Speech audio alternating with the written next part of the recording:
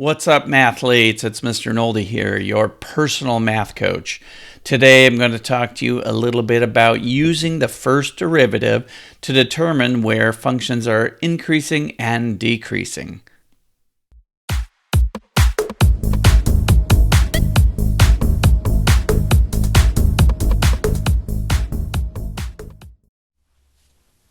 Okay, so we're going to find the open intervals on which this function is increasing or decreasing. So, and you'll by looking at the function that it's a parabola and it points up, so it has that kind of a shape to it. This kind of a shape. Now, without writing it in standard form, not really sure where the vertex is, so let's just use our first derivative. All right, so the first derivative of x is let's see, 2x minus 2.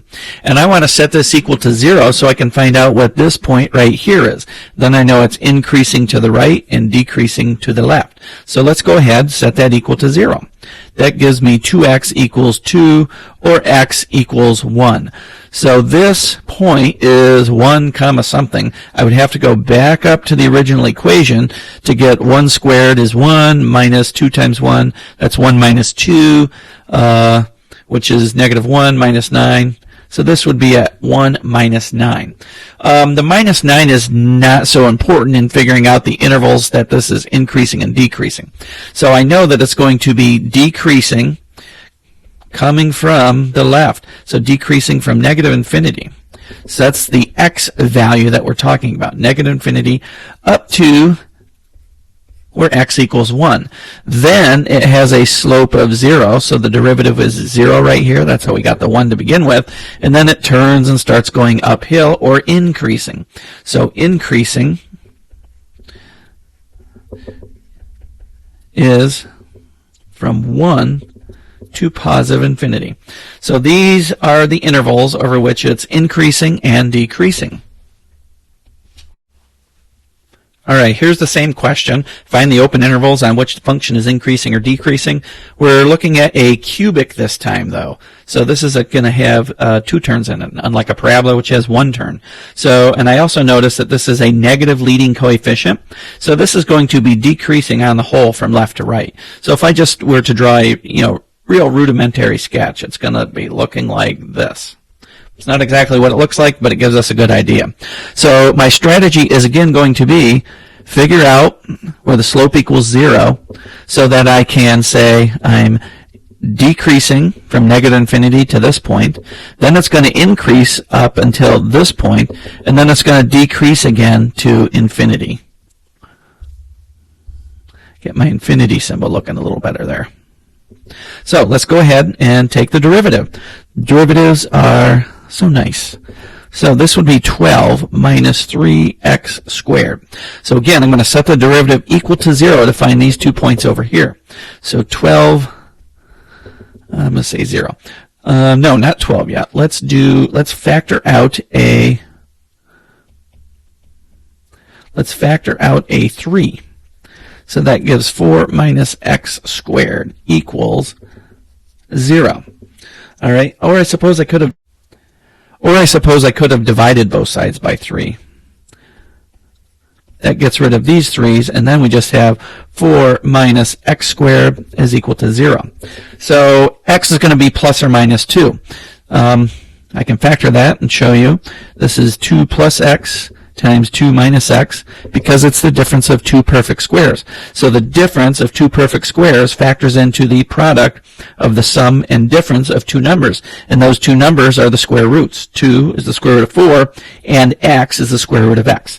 So again, if this times that equals 0, either this equals 0 or that equals 0. If this equals 0, then x would be negative 2. If this equals 0, then x would be 2, because 2 minus 2 is 0, or set it equal to 0. So looking back up at my little rudimentary figure here, this is x equals negative 2. This is x equals positive 2. So I'm not really concerned right now with what the y coordinates are. I just want to know where this thing is increasing and decreasing. So from left to right, let's see. I am increasing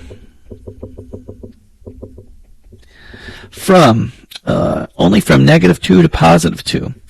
But I'm decreasing over 2 intervals. So my decreasing intervals are from -infinity to +2, or to -2, up to -2, up meaning up an x-coordinate, and it's also decreasing from 2 to infinity.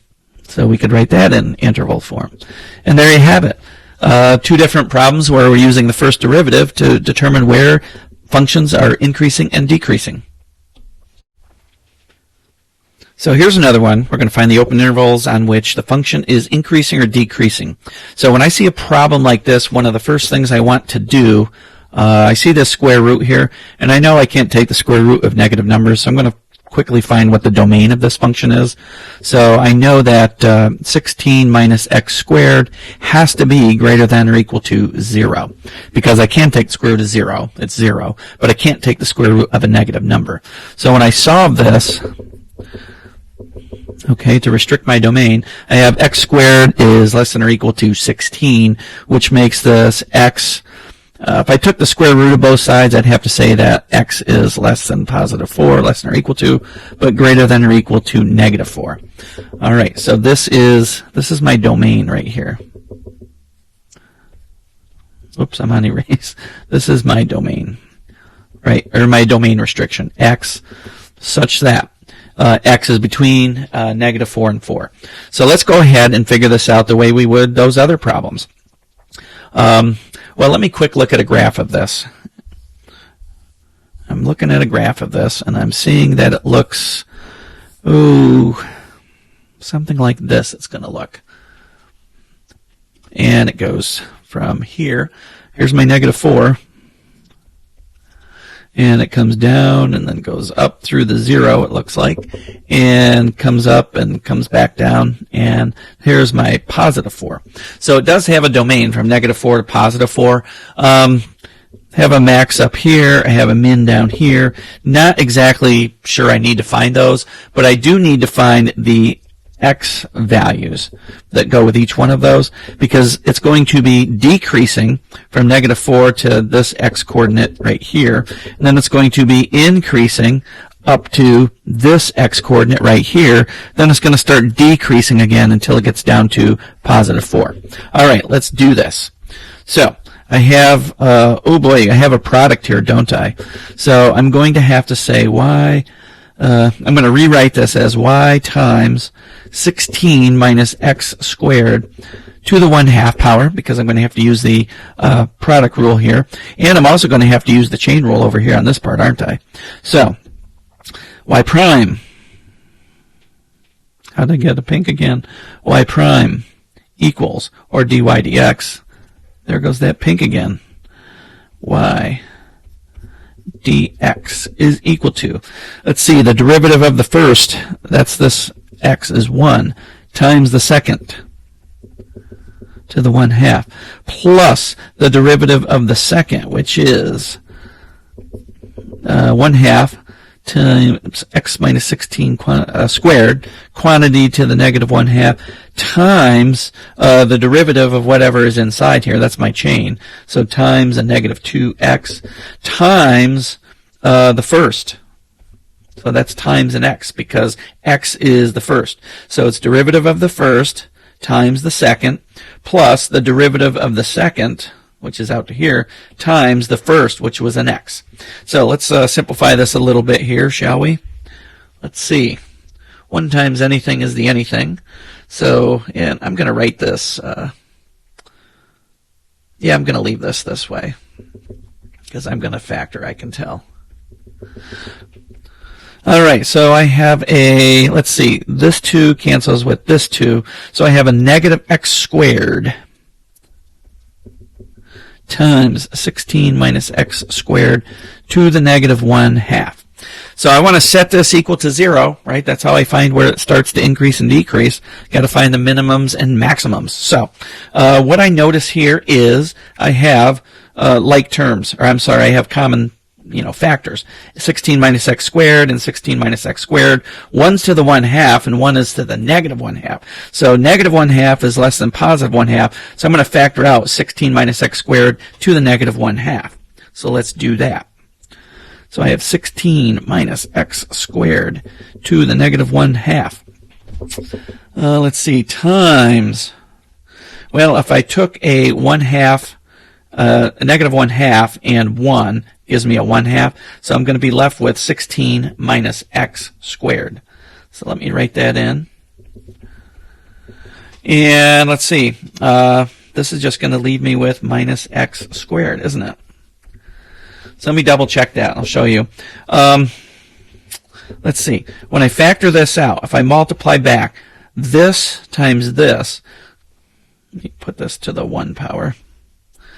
So if I were to distribute this back out, I'd be adding these exponents, negative 1/2 and positive 1, which would go back and give me a 1/2, so that's good. And if I distribute it over here, I'd have negative x squared times this. So when I took this, when I factored this out, when I undistributed it out, think of, there are no 16 minus x squared factors on the inside. So let's go ahead, and why do we like factoring?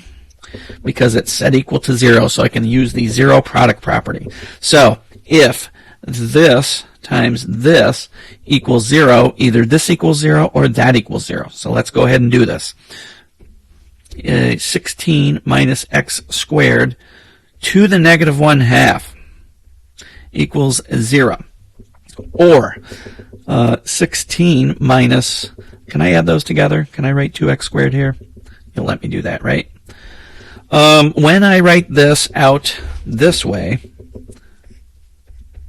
you'll see there's no solution to it, because I would cross multiply to solve that. There is no solution to that. So, all right, no solution. But over here, this definitely solves. This becomes, well, let me divide everything by 2 first. How about? So 8 minus x squared equals 0. So x squared equals 8. Take the square root, and we get plus or minus the square root of 8, which is, I think it's about 2.82.